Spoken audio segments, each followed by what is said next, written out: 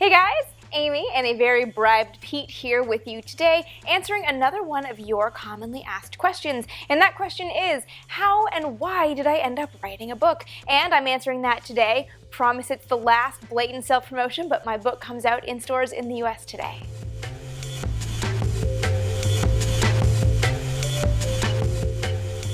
So first off, for those of you who don't know, my book, Breaking the Chains of Gravity, is a story of spaceflight before NASA. So basically what it does, it's a very narrative account looking at the development of rocketry, spacecraft, space planes, astronaut training, and all the bureaucracy, all the things you need to make a space agency. Looking at how all those things developed in the United States from 1930 to 1958, and it ends with NASA's inception. To just keep it to the kind of impetus behind Breaking the Chains and how the process really went for me.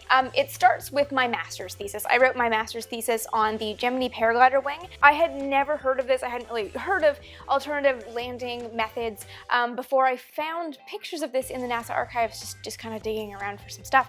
And that kind of got me on this tear of like, what other things has NASA done that no one has really discussed, because it's not part of like the common narrative of sort of, you know, Kennedy says we go to the moon and Neil Armstrong takes his small step, because there's obviously so much more to the story than that. So that got me, oh, bye Pete, that got me kind of looking at sort of less common narratives. So I had this grand idea to turn my master's thesis into some kind of book, which would have admittedly, had that actually been the case, it would have been like really boring, because it wasn't that interesting. The story of the Gemini paraglider itself is great, but a book about that would have been really dull, so that's never going to happen.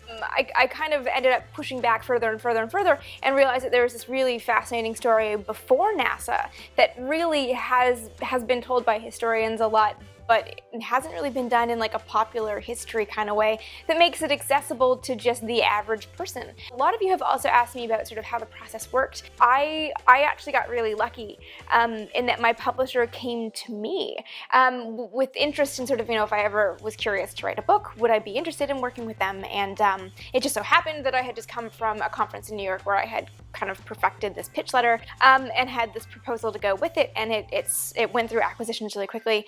And within 3 months of initially being contacted by my publisher, I had a book contract, which was kind of insane. So on a professional level, of course, this is very exciting. This is my first book, and I've been getting some really great feedback from you guys already, which is so exciting and so gratifying.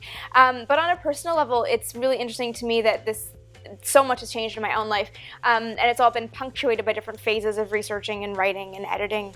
So that is all the long answer. The short answer is that I really wanted to write this book because I absolutely love writing popular histories.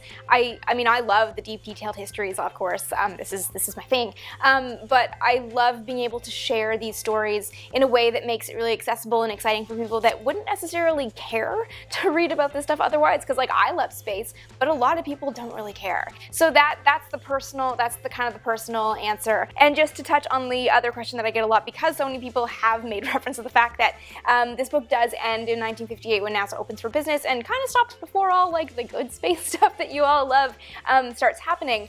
Tons of people have asked me whether or not I will be picking up the story maybe in another book at some point, and all I can say for the moment is yes. And I will share more details about that with you guys when I can. And if you have other questions for these sort of more conversational discussion videos, leave those questions in the comment section below. And of course, be sure to follow me on Twitter for daily Vintage Space content. My handle is AST Vintage Space. And with new videos going up every Friday, be sure to subscribe right here so you never miss an episode.